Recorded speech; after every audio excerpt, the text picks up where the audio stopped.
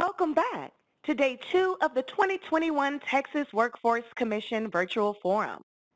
Enjoy your session, and remember, complete the survey for each session that you attend. These surveys will be sent to you via email at the end of each session. Hello again, and welcome to Day 2. Our breakout session for today is entitled The Latest Resources on Career Pathways and the Critical Roles of Employers. You are part of a larger audience today. All attendees will be in listen-only mode throughout the session, and please note that this session is being recorded. There are moderators and a WebEx producer in the background to assist with any issues that may arise during this session. Please take notice of your participants section and the cute little megaphone that is there at the bottom of the participants section. This will allow you to have input throughout the session where you can do reactions through the clicking of that megaphone. It will allow you to clap your hands and say yes as the presenters are bringing their wonderful information to you. I'd also like to direct your attention to the Q&A chat box that's located to the right of your screen. Your questions and comments are welcome and are to be placed in the Q&A chat box. There will be a question and answer segment about 15 minutes long before the session ends. As many questions as possible will be answered during that question and answer session. The presenters will provide their contact information so that if there are still questions, you can contact them after their session is over. Also, direct your attention to the far bottom right of your screen. You should see 3 dots located next to the participants and chat buttons. By pressing the 3 dots, it will open the multimedia feature so that closed captioning will be displayed. If you experience any technical difficulty during this event, please submit your technical issue in the Q&A panel so that assistance can be provided. Now, sit back, relax, and enjoy your session. Thank you. Hi, good morning, everybody. This is Robin Fernkas. I'm the Deputy Administrator for the Office of Workforce Investment at the Employment and Training Administration. And I really am so delighted to be a part of your forum. When we were invited to participate, we were asked to share all that we've been doing around career pathways. And as you know, we have for years been providing different technical assistance tools and webinars, but a lot of the focus that we've made most recently has been on our investments of these different career pathway models. And so one of our largest investments lately has been the Trade Adjustment Community College and Career Training Program. And so what I wanted to share with you this morning was some of the highlights of the research and evidence that came out of what we call TACT, talk a little bit about how we're applying that research, but really wanted to leave time for my colleague, Ann Beheler, who you're going to hear from in just a few minutes, who was one of our TAC grantees, on how they've taken a model approach to engaging employers and how they're applying that to other grantees and things that I thought would be helpful for the workforce investment system to hear.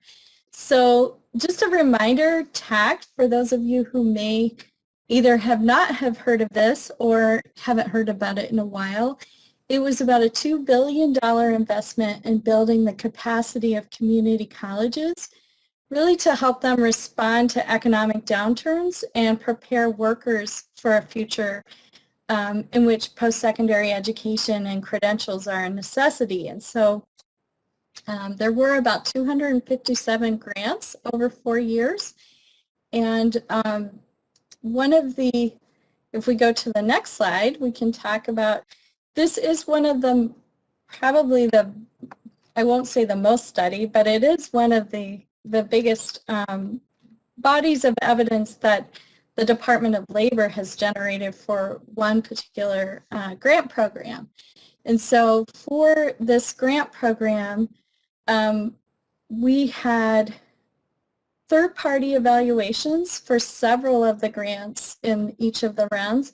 We had an implementation analysis for all 4 of the rounds. We had an outcome study, and we have a synthesis of those third-party evaluations, as well as a study on employer relationships.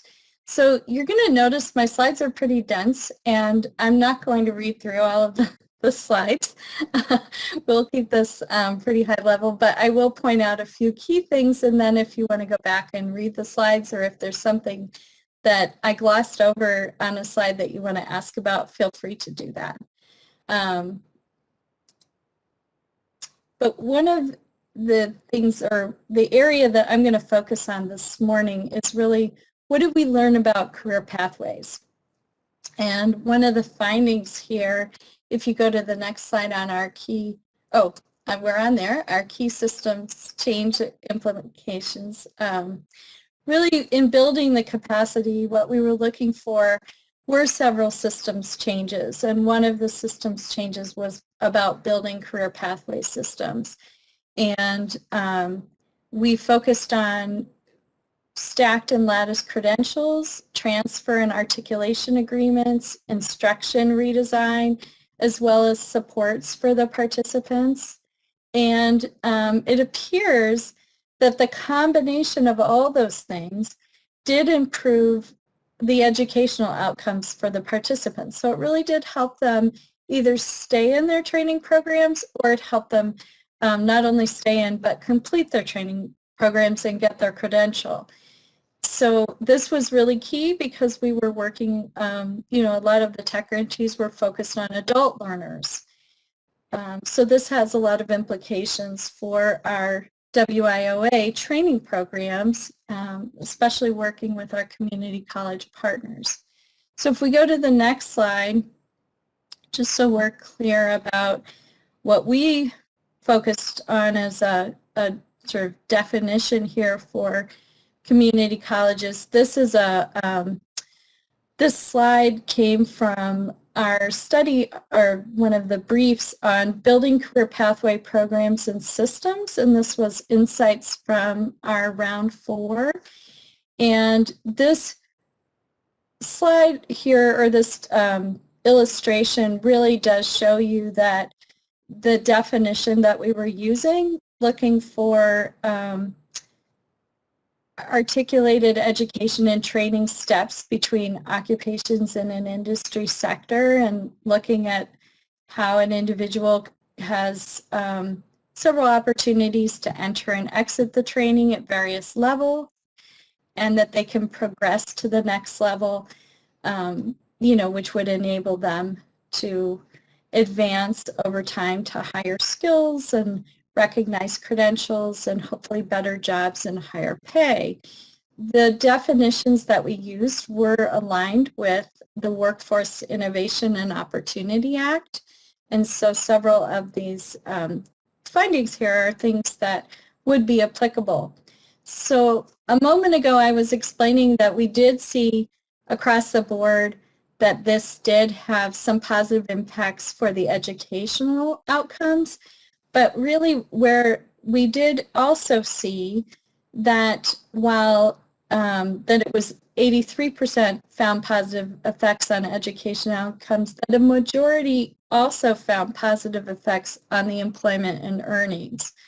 That was at like 62% and 63% respectively.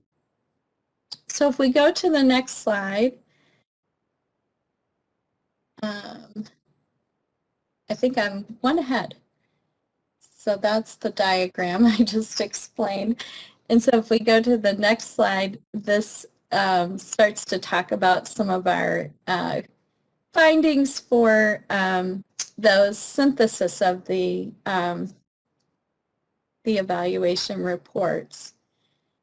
And again, I don't want to go through and put you to sleep with all of the findings, but I think the main thing we found here is that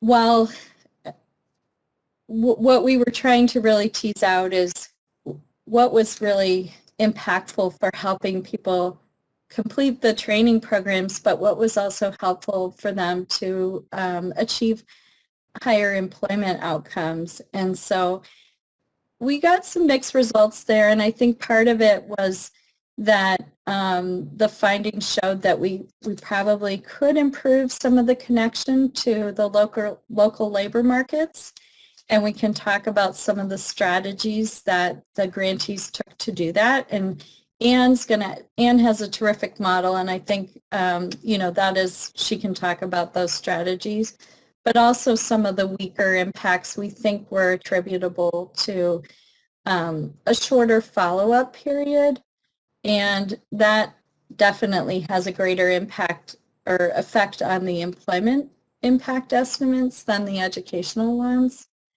So if we go to the next slide, these are really the findings that you'll find in this brief called the Building Career Pathways Programs and Systems. Couple things that I thought were really noteworthy here that I wanted to point out to you is that, sorry, moving between my slides and the notes here.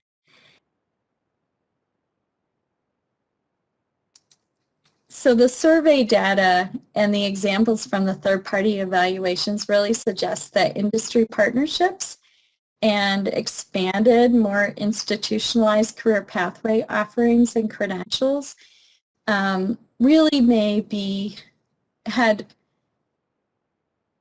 lasting effects. And so I think what we feel heartened about is that a lot of these partnerships are going to be sustained or have been sustained past the grants. And I think with a lot of these where we were looking for deepening the industry partnerships, we also wanted to see greater connections to the workforce boards and, looking at trying to get the colleges engaged in sector strategies that the workforce boards were engaged with, and so that you had kind of solidifying the industry workforce board and college connections there. And we felt like not only were those going to be sustained, but that we were seeing some evidence that these were really contributing to some of the employment outcomes. So if we move to the next slide, that again is just a continuation of some of these findings that we had.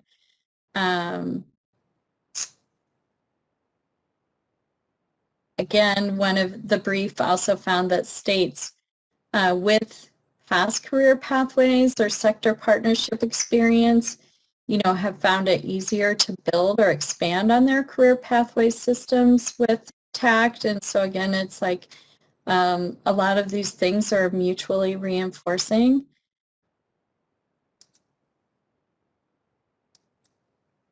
And so if we move to the next slide, and I know I'm going pretty quickly here, but as I said, I just wanted to give you a taste of some of the findings from the research and, encourage you to go and seek this out for further study. And as I said, I'd be happy to answer some more questions. But in this chart, what I wanted to point out is if you look at the training-related employment column, which is that second column there, you'll see that more transfer credits, financial aid advising, more work-based learning, more job search or placement assistance, and more interview practice really did increase the training-related employments.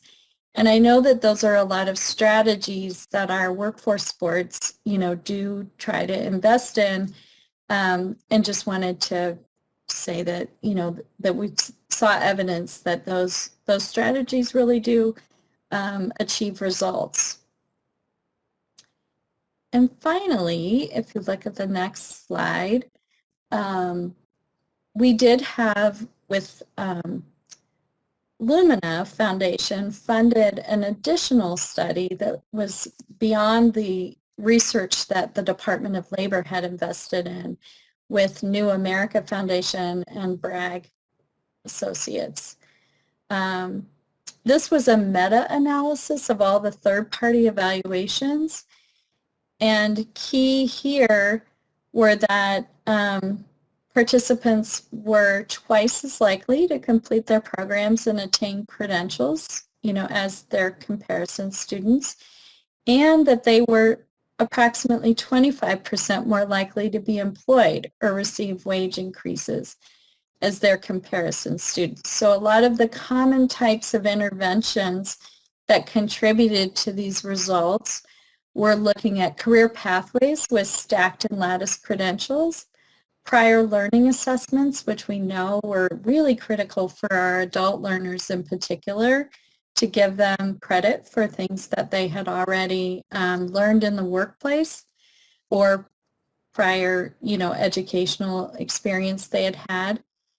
Student support, so navigating, coaching, career advising, online and technology-enabled learning, so that they could pursue education, at times, that really worked around their employment, because we know a lot of these adult students, the majority of them are working and learning at the same time. And then employer and public and workforce engagement. So again, engaging with employers, industry, and definitely with the workforce development boards. So if we go to the next slide, what I wanted to kind of bring you up to speed is all of this evidence that we've developed. A lot of these evaluation reports have just been published in the last year or so, and so we wanted to make sure that you were aware of the results, but also we wanted to talk about how we're using those results at the Department of Labor. And we, as a successor program to TACT, this is $40 million that we received through the Dislocated Worker, the WIOA Dislocated Worker Demo Authority, to do an additional capacity building grant program. And so based on all the evidence that we had on TACT, we really have put that to use to inform and shape what this current grant program looks like. And so the areas that we're focusing on, again, is around those system change areas, but also on, if we go to the next slide, expanding our, the spectrum of workers and individuals, particularly those adult learners, again, with accelerated career pathways that really enable them to gain their skills quickly and to transition from unemployment to reemployment, as quickly as possible, while they're still getting credentials that have some labor market value. So if we go to the next slide, just very quickly, just wanted to show you who this round of strengthening community colleges are. They are consortiums of colleges as well as a couple of single institutions. They were required to have partnerships with employers as well as their workforce development boards. And we don't have anyone here in Texas, but Anne's going to tell you about the connection with Forsyth Technical Community College, because the model that she's working on is something that Forsyth is going to be using their grant funds to be expanding. So we will be having a new round of, or a second round of grants. That's for $45 million, and that hopefully we'll be issuing either later this year or early in 2022. So My final 2 slides here are just some resources for you to use to look at. One is, again, the brief that I shared, the findings from the Building Career Pathway Programs and Systems that was developed from Apt Associates. The other is our Career Pathways Toolkit and Guide, which we have shared on numerous occasions, but wanted to make sure, if you haven't seen this, that you do take a look at it, because it has a lot of useful information and tools in it. And then finally, just wanted to remind you that for all the TAC grants, we did require that they openly license their curriculum and that we build a repository through a partnership with Cal State Merlot, and that curriculum is free and open to the public and still available through the skillscommons.org website. So I hope this has been beneficial and helpful. I'm really excited now for you to hear from my colleague and friend, Ann Beheler. Thank you, Robin. And thank you for the tax grant that we used from, we were round one grantee for a $20 million consortium, 7 colleges in 6 states. And we use the built model for that as well. I actually right now am the principal investigator on 2 major National Science Foundation grants for about $8 million. And then a brand new one through the National Science Foundation that actually helps mentor colleges in implementing their mentoring, not their mentoring, their business engagement programs. I think we can all agree on at least one thing that we want our students to complete, and we want them to find employment at the end. We also want the employers to be very highly engaged and want to hire our students. But if we look at the next slide, what we'll find out is that we educators think that we're doing a great job, and it happens to be that the business leaders don't really agree with us. I will say that the model for the business and industry leadership team is a co-leadership model that is a very high engagement model that has helped us change this perception. Let's look at the next slide. Okay, the built model. I was hired as dean for Collin College over IT and engineering, and I was supposed to grow the IT enrollment and the ET enrollment. I was hired right after 9/11 in 2001 and right before the dot-com bust in approximately 2002. And what was happening in the North Texas region was that the very people that we were trying to enroll were getting laid off, and they wanted to do anything but go into IT and ET because those people were getting laid off. So the enrollment declined really precipitously by about 75%. It was unbelievable. And my dilemma was, what do I do to grow enrollments? Because the reality is I had to believe that IT was not a dead profession within the United States, nor was ET. And I wanted to look at building something else. Next slide. So what we did basically was apply for money as a group of colleges to the National Science Foundation to first get a regional center and then get a national center in the area of convergence technology. And you may be wondering, what is that? Well, it's actually IT plus communications. And that particular center now works with over 80 colleges nationally. And we work with a very wide range of businesses in a focused manner to get from them what they want to hire in our graduates 12 to 36 months in the future. We also use the model in our DOL TAC grant with those 7 colleges in 6 states, and it was basically the foundation for the successes that we had. Next slide. Here's our premise. Our premise, and by the way, I can't figure out what I want to be when I grow up, and I'm not going to try now.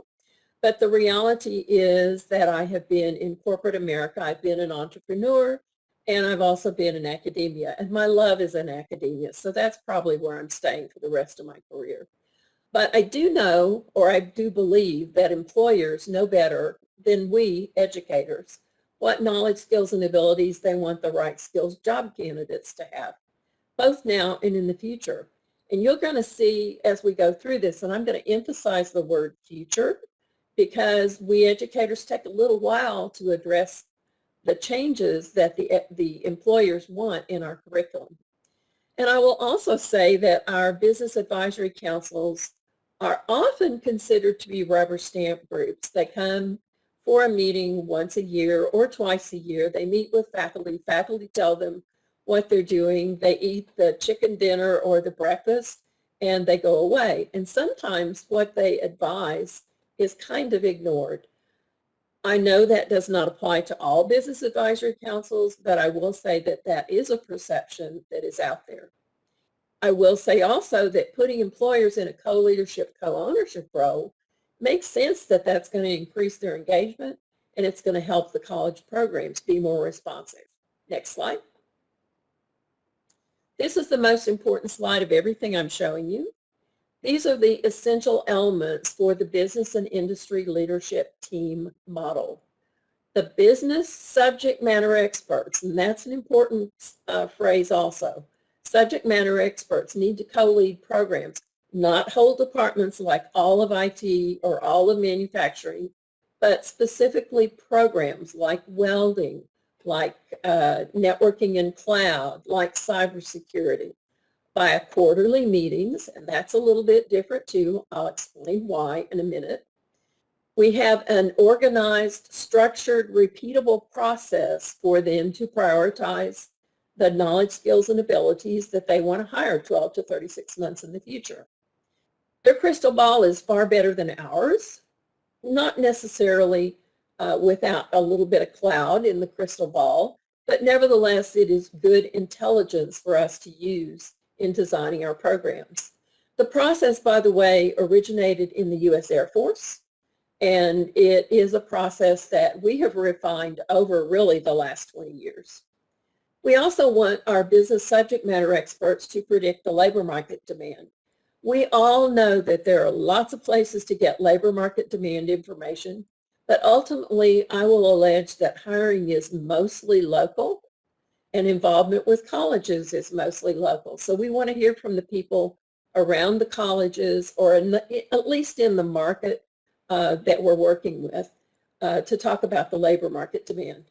And then something else that is essential in the model is we have these folks predict trends.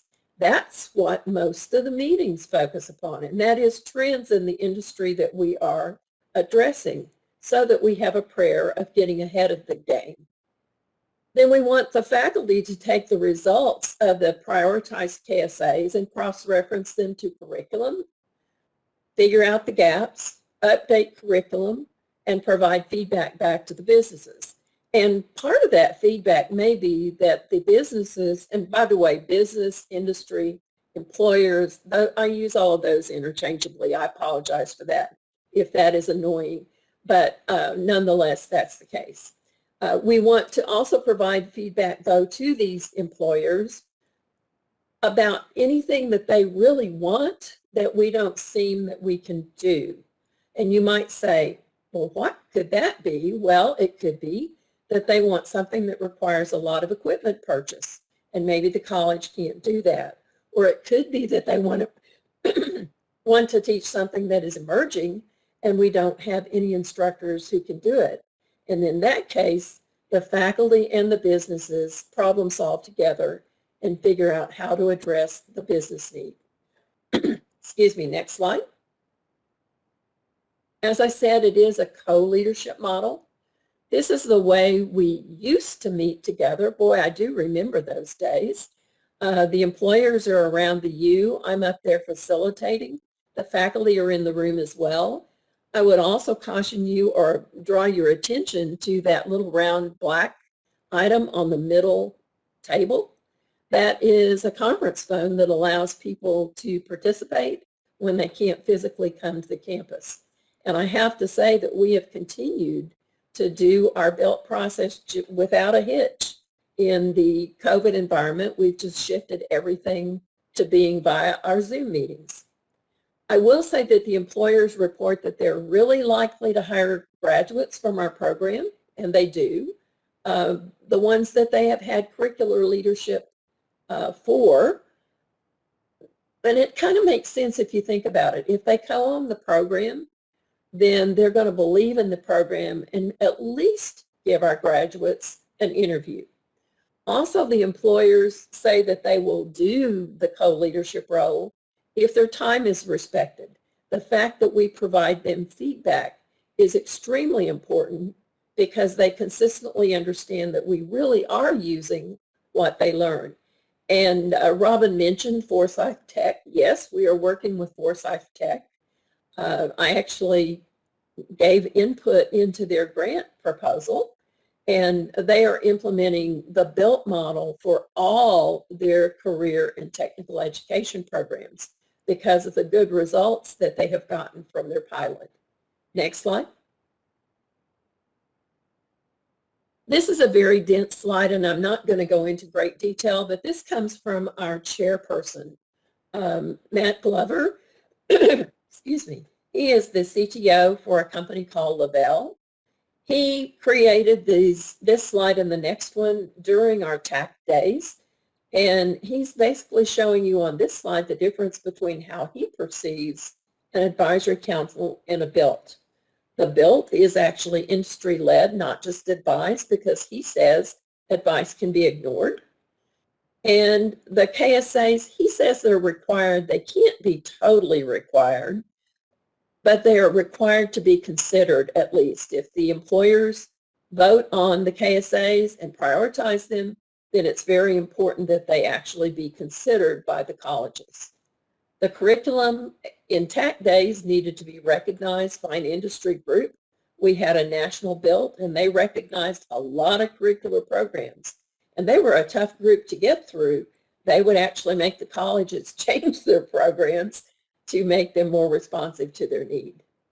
And I won't read the rest of this, but ultimately the businesses were able to hire the graduates, and they were interested in hiring the graduates because the on-the-job training that was needed for them to be productive was actually limited.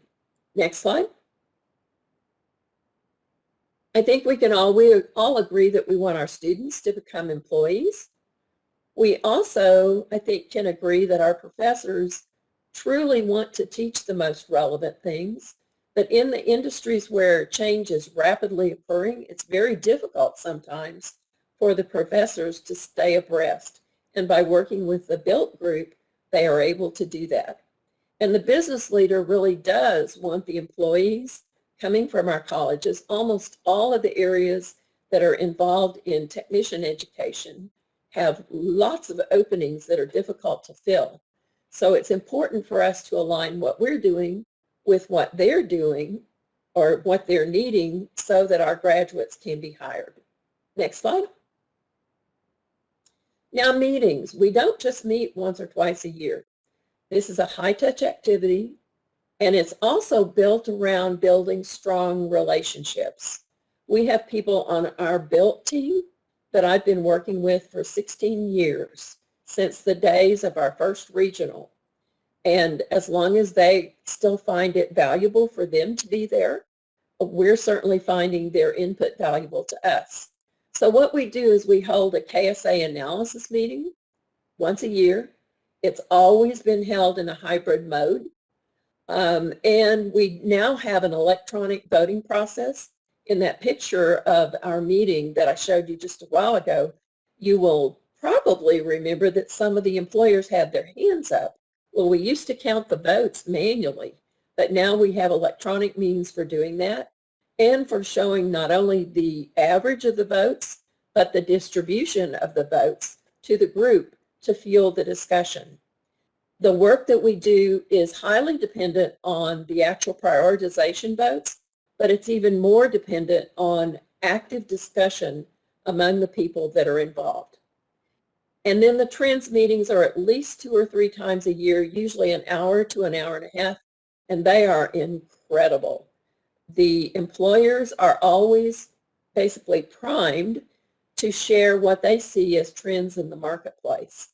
And I have to say that of that hour or hour and a half, The employers usually take over half of it, and the rest is what we use to report back what we're doing with what they told us to do.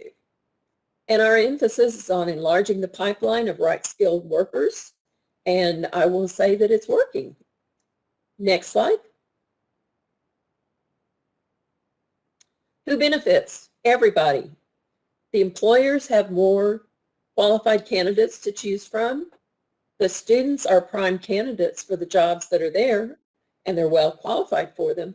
And oh, by the way, we actually do have mock interviews, resume writing workshops, all that sort of thing that our business people help with as well.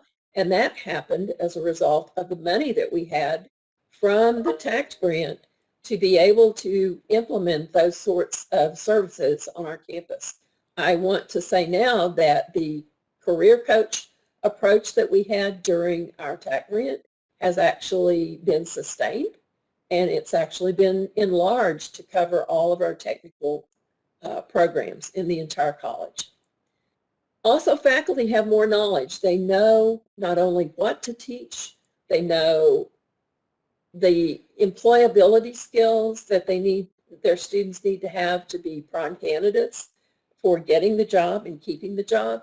And the colleges, universities, and high schools benefit because we end up with career pathways based on the KSAs, determined by the subject matter experts who are going to hire the students, and it basically is a win-win all the way around. Next slide. Here's a couple of resources. There is a 60-minute webinar, and yes, I know we're all in web meeting fatigue these days, but it's out there. It covers a lot of the details of what I've kind of introduced you to.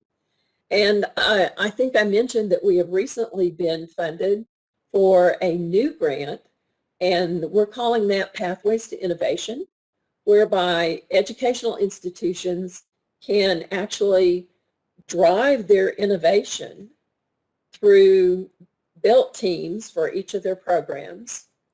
And then we teach people how to write competitive grants so that they can get the money to actually support those innovations. I am showing you a couple of emails. You're welcome to contact me at either of those.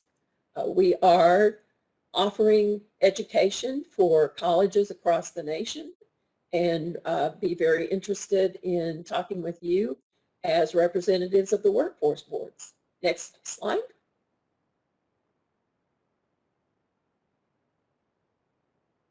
That might be it. I think we may be to questions. Robin? Michelle, do you want to ask us some questions? Yes, ma'am. We have the first question. Will the PowerPoint presentation be available? Sure. If you all are making it available, of course. And the next one, will we receive copies of the presentation? I don't know how that's different. Do you?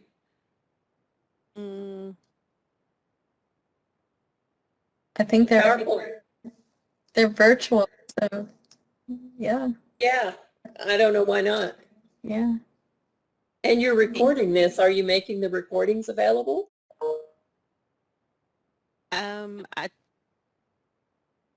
I believe we would have to ask with the producer.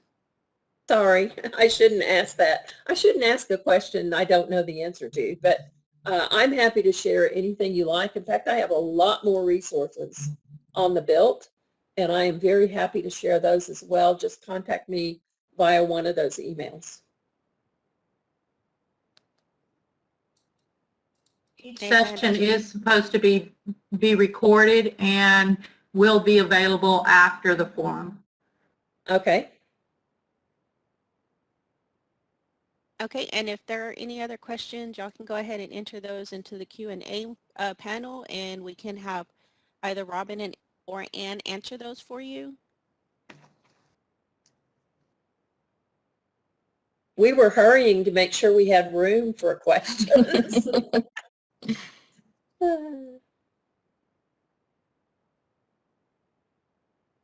Until we have the next group of questions, perhaps I can talk about what we're doing through Pathways to Innovation. Pathways to Innovation is, in fact, working with 44 colleges over now the next 3 years to help them develop their built teams and also to help them to learn how to write competitive grants. And then once grantees are actually funded, we're actually working with them if they find once they're funded that they need a stronger employer engagement. We're working with them as well. It's funding to help us basically support innovation on an ongoing basis. So I'm pretty excited about that one. Okay, and we do have a couple of more questions. We have, what did you do to get more buy-in from faculty? Work with them. It's building relationships with the faculty also. Very often the instigator at the college is a faculty member, but I will say that whoever that instigator is must have support from administration also. I was at the level of a dean, assistant VP, kind of that sort of level to be able to help folks. I think that faculty sometimes believe that doing things like this is the innovation du jour, meaning that sometimes, you know, we come up with these initiatives and if you outlast them long enough, they will go away. Well, the built model is not going to go away once you get it into operation. What I recommend is if you're starting out with the built model, the first group that you meet with is the faculty and explain all the ins and outs of the model so that they can ask questions. Ultimately, they're still in charge of the curriculum. Employers can want all they want, but they have to understand that faculty are in charge of the curriculum. With the built model, though, they're able to make curricular decisions in a little bit more informed manner. The next meeting after meeting with the faculty is to have an orientation meeting with an existing business advisory council, if you have one, because sometimes the people on the existing advisory council are offended otherwise if you say, hey, we're replacing you. Well, we're not replacing you. We're just giving you the opportunity to have a bigger say.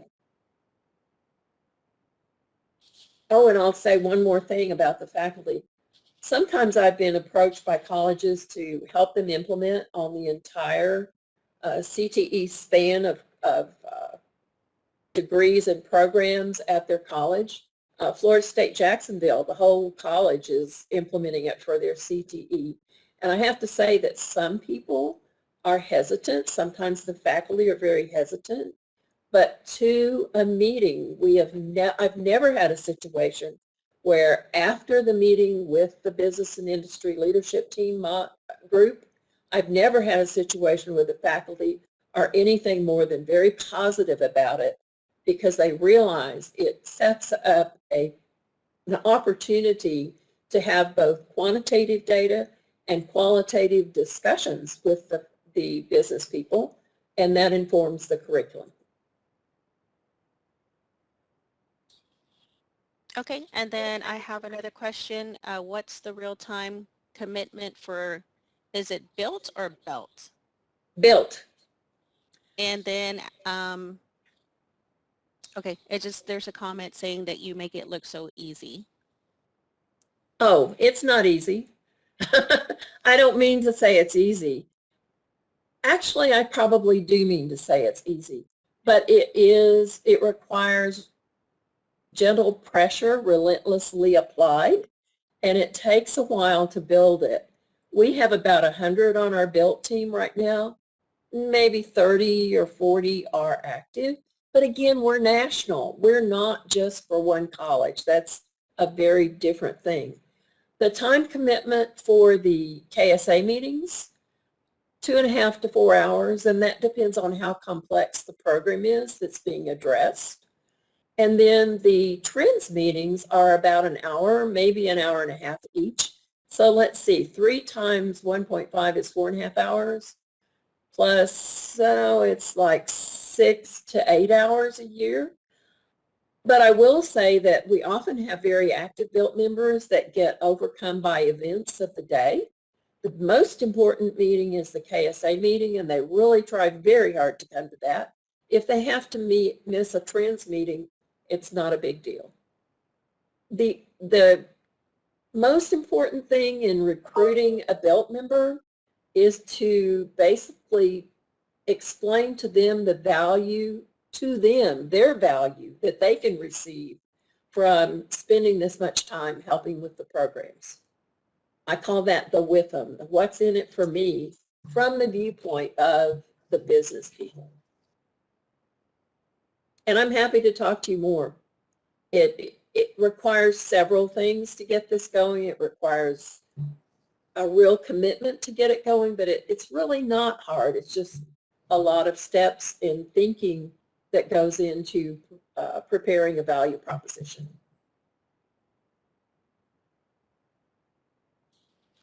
Okay, and it looks like as far as questions, that is the last one that I see in the Q&A. I was going to say, I have a question for Anne. Okay. Because we write into the grants, Anne, as you know, that we want to see greater alignment between the education and employment, right? And that's why we require a lot of this employer engagement, because we want to make sure that as people are trained, they've got the skills to go to work afterwards, right? And so I'm just curious, like, if you've seen, real changes in implementing this bill in terms of really being able to align your educational programs with the employment expectations and outcomes, and kind of like what that's meant for your college and others that are implementing it. Yes, the answer is yes. Excuse me. It's hard to get very detailed data on who employed what student and were they in fact on the built, because what actually happens, it becomes a community. The built itself becomes its own community. And I can put out there a resume of someone who needs a job, and the people that are on the more active side of the built, if they don't have a position open themselves, they'll shop that resume for us and help us get those people jobs, or at least get the interview. We don't guarantee they're going to get a job. We guarantee they can get an interview. And I will say it was a difficult time, 2011 to 2015, when we had the TAC grant, but all of our graduates that received employment did so either directly or indirectly through the built team working in their particular area. Great, thanks. Yeah, you want to write the built model into your plans? You can use us as a resource. How's that? I know one of the questions that I generally always get asked from being from the Department of Labor is, what grants are currently available, and, are you going to have more tech funding? And so right now, I hope everyone knows how to access information about the Department of Labor's grants, but we do post everything on grants.gov. So that's www.grants.gov. We do have a website on the DOL site, and I can make sure that you have the link to that. That provides some resources if you're a first-time applicant, and just some tips about how, things that you want to pay attention to. Attached documents that you want to make sure you include, and deadlines that you want to make sure that you have, and, any of the things that you would need to actually apply. So we have that information. Right now, we do have a couple of grants that are open this spring. Generally, we once Congress passes the budget, we do, have some annual grant competitions, some like Youth Build or our reentry and offender grants are open, each spring. And so generally those post somewhere around February, March, and will be awarded by the end of June. And so, definitely be on the lookout for those. Our youth reentry grants do require some partnerships with community colleges. So if you're out there representing colleges, that's one you may want to look at, as well as, as I mentioned, the Youth Build grant. So we will have a second round of the Strengthening Community College grants, and I would look for the solicitation somewhere around late, December-ish or early January, February of 2022. And those will be, awarded next spring. And so I think that's all I can tell you about the grants. So any other? I see it. Go ahead. Go ahead, Ann. No, I see another question about what I'm hearing across the nation with respect to the impact of COVID. And I'm going to give you an answer that's not a very good answer. It varies so much by state. It has to do with whether things are shut down or not. It has to do with infection rates, et cetera. For us at Collin College, just to give you an idea, we have been open since July of 2020. I won't say there haven't been some deaths, but they're not traceable to the college, at least. They're people that incidentally got COVID outside, so far at least. I guess the only thing I would draw from it is it's tough to build relationships in an online mode only. It's not so hard. Like Robin and I have known each other for years. And so we just kind of picked up where we left off. It was great. But if Robin and I didn't know each other at all, this environment is kind of tough. So the states that have at least some face-to-face education going on appear to be doing better, not necessarily from a numbers standpoint, but from the standpoint of when I talk to their faculty, they're happier. They're just feeling like they're making more progress. That is maybe not the answer you wanted to hear, but that's what I'm seeing at this point. And I think Go ahead. we're seeing a lot of challenges for the, for the workforce system to pivot, from their on-site services to online services.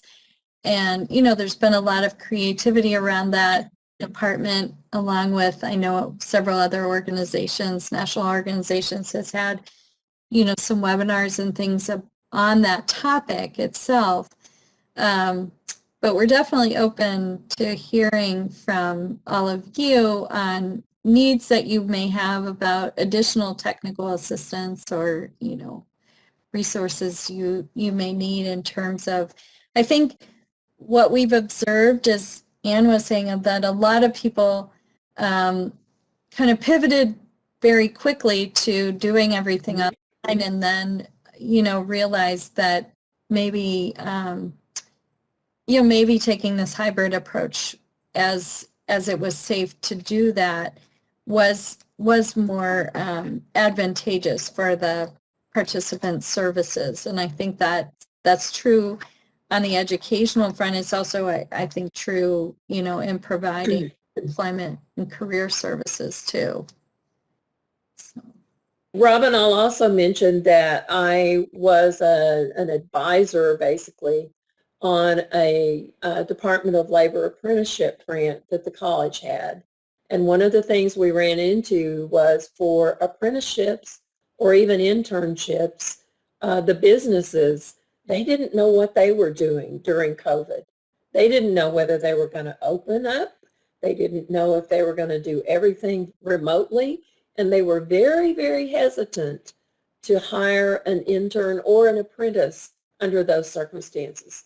That was extremely difficult. What we're seeing, though, is that's beginning to open up more. And we're clearly internships and apprenticeships, I think most people will say that's really a win-win on both sides, both the employer side, the college side, the student side. But in an environment of such uncertainty, it was really difficult. Yeah, we definitely are seeing the evidence that, our work-based approaches are really yielding very positive results, particularly for adults and as well as youth who, may not have been as comfortable or successful in a pure academic environment. So you brought up an interesting aspect though, Anne. I do think we have heard of some creative things that either some of the colleges have done or some of the employers in terms of how they continued a training program that was supposed to be on the job when maybe that job site wasn't open. And I know some people were using simulations and some people were using, like artificial intelligence to kind of recreate what that was like. And I know that you know a lot more about that than I do, but I No, not really. Speak to some of those models. I thought that was Sure. innovative. Augmented reality, virtual reality, mixed reality, all of that sort of thing. The problem I saw along the way, and I'm not going to say it's not soluble, it is, but we literally had a span of like 3 or 4 days when we shut down in March of 2020 and the classes resumed online. It was like, poof, you're online. So some of the simulations and the AR, VR, those sorts of things require quite a bit of development to make them really effective. And so some of those things are coming to fruition now. And I will say I'm very, very thankful for our web meeting, webinar capabilities, whether it be Zoom or WebEx or GoToMeeting.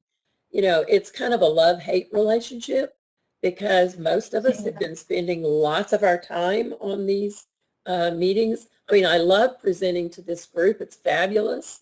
After a while, though, we are hearing that people are having web meeting fatigue. But without it, we'd have been in big, big trouble. We're very thankful that we have it. I agree. So, well, I think we're at the close of the hour. Do we have any final questions or is there? I see one for you in chat. Career pathways can be for individuals and also for systems. What are you seeing in terms of major system changes? Yeah, I think, we definitely have talked a lot about that in our toolkit that I mentioned. And I think the highlights that I focused on today really did speak to some of those system changes. And when we talk about the systems, it's really how we're organizing the education and policies to support the career pathways, so the movement, that individuals can make from those steps that I was showing in that illustration. So really, that is what we've seen around the systems, and it does benefit the individuals. But I think, Anne, you probably speak more to the individual programs. I think the individual programs of study are what we talk about when we're talking about individual career pathways, whereas a lot of what we were trying to achieve with TACT was focused on the systems. Sure.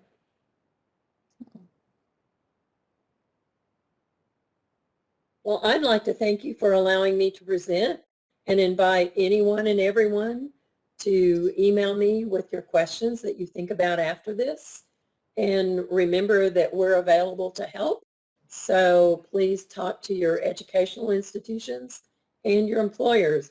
I have seen the impetus for BUILT come from both places. Well, thanks, Ann, and I also want to just thank everyone for inviting me to participate. It's great to be back in the state of Texas, even virtually, and it's great to see you too, Ann. And Good to see you. the work Thank is you. continuing. Thanks, everyone. Thank you for attending the 2021 Texas Workforce Commission Virtual Forum. We trust the information was beneficial and will help us better serve the people of Texas. We will see you next year.